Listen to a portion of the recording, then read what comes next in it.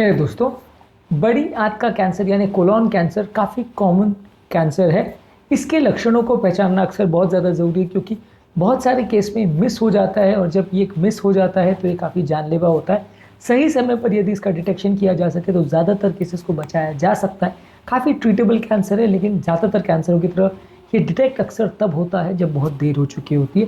तो आज हम बात करेंगे कुछ इंपॉर्टेंट लक्षणों के बारे में जो कोलोन कैंसर के होते हैं। यदि इन लक्षणों को हम पहचान सके तो टाइम पर इसका ट्रीटमेंट कर सकते हैं और पेशेंट को बचा सकते हैं। टॉपिक पर जाने से पहले जो लोग हमारे चैनल पर नए हैं उन्हें रिक्वेस्ट करूँगा कि चैनल को सब्सक्राइब करें, वीडियोस को लाइक करें, शेयर करें, फॉलो करें, कमेंट करें, पूरा देखें।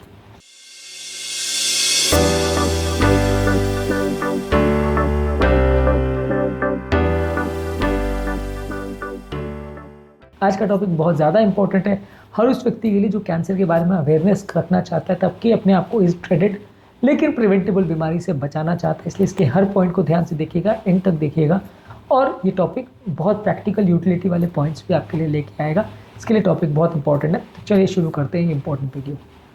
सबसे पहला, यदि किसी व्यक्ति के बाउल हैबिट्स चेंज हो रहे हैं, जैसे किसी व्यक्ति का मोशन की कंसिस्टेंसी या कलर चेंज हो रहा है, यानी कि मोशन पहले जो कंसिस्टेंसी का जैसा वो होता था सालों से सडनली बहुत नैरो हो गया है, या किसी व्यक्ति को सडनली बहुत ज़्यादा कॉन्स्टिपेशन हो रहा है बिना किसी कारण के, तो ये कैंसर की तरफ पॉइंट कर सकता है। पर हर व्यक्ति जिसको कॉन्स्टिपेशन हो रहा है सबको कैंसर ऐसा नहीं है। उम्र दराज व्यक्ति में सडनली अगर बिना किसी कारण के कॉन्स्टिपेशन हो रहा है या स्टीरोइड की फ्रीक्वेंसी या कंसिस्टेंसी चेंज हो रही है तो ये कैंसर की तरफ पॉइंट कर सकता है। श्योर शॉर्ट साइन नहीं है पर हाँ पॉइंट कर सकता है। इसके अलावा यदि किसी व्यक्ति को मोशन के अंदर ब्लड आ रहा है तो वो कैंसर की तरफ पॉइंट कर सकता है। हालांकि कई केसेस में ऐसा होता है कि ब्लड बहुत कम मात्रा में आता है तो कई बार वो आपको दिखाई नहीं देता है, लाल नहीं दिखेगा। स्टूल लोकल ब्लड टेस्ट करते हैं तो उसमें पॉजिटिव ऐसा हो सकता है, लेकिन अगर ब्लड आता दिख रहा है तो डेफिनेटली जांच की ज़रूरत है। काफ़ी केस में इसमें हिमोरॉइड या इस तरह का प्रॉब्लम भी निकल सकता है, लेकिन कैंसर एटलीस्ट रूल आउट करना ज़रूरी है क्योंकि हिमोरॉइड्स में एटलीस्ट जान का खतरा नहीं होता है, कैंसर में होता है। इसके अलावा यदि आपको पेट में दर्द हो रहा है, जैसे बार बार क्रैम्प्स हो रहे हैं, गैस का सेंसेशन हो रहा है, पेन ज़्यादा हो रहा है और डाइटरी चेंजेस या कोई मेडिकेशन चेंज करने के बावजूद भी आपको बार बार पेन हो रहा है, तो कैंसर के लिए जांच करने की आवश्यकता है। हालांकि हर व्यक्ति जिसको पेट दर्द हो रहा है सबको कैंसर ऐसा नहीं है, पर लेकिन जांच की आवश्यकता है इस तरह के पेशेंट में कि हाँ कुछ प्रॉब्लम हो सकती है। इनमें से हो सकता है 100 में से 1-2% कोई बीमारी निकले, लेकिन हाँ जाँच हो जाए तो ज़्यादा अच्छा है।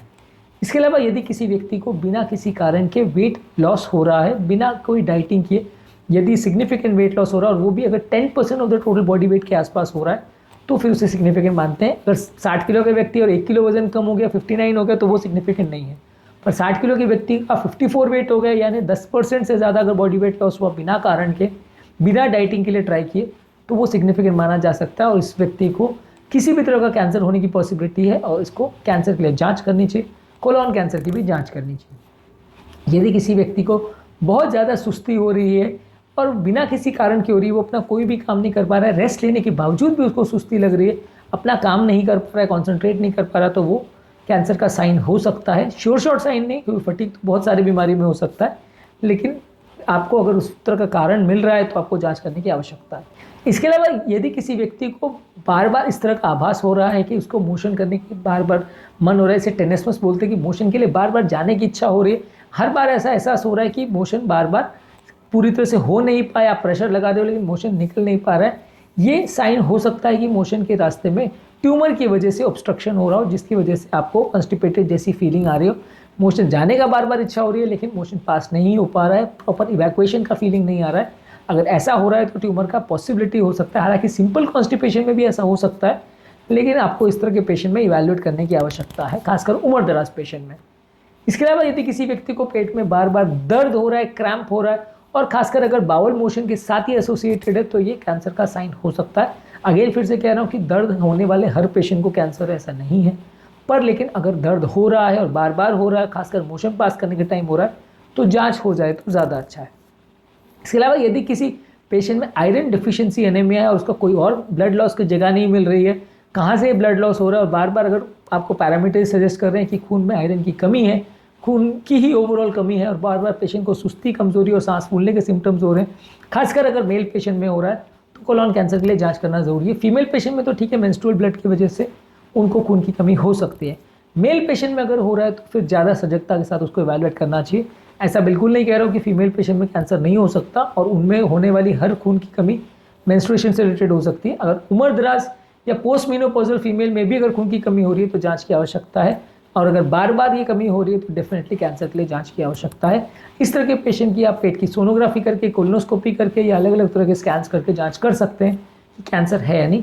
ऐसा नहीं है कि ये सारे सिम्टम्स बहुत स्पेसिफिक है और हर व्यक्ति जिसकी आप जांच करोगे सब में कैंसर ही निकलेगा।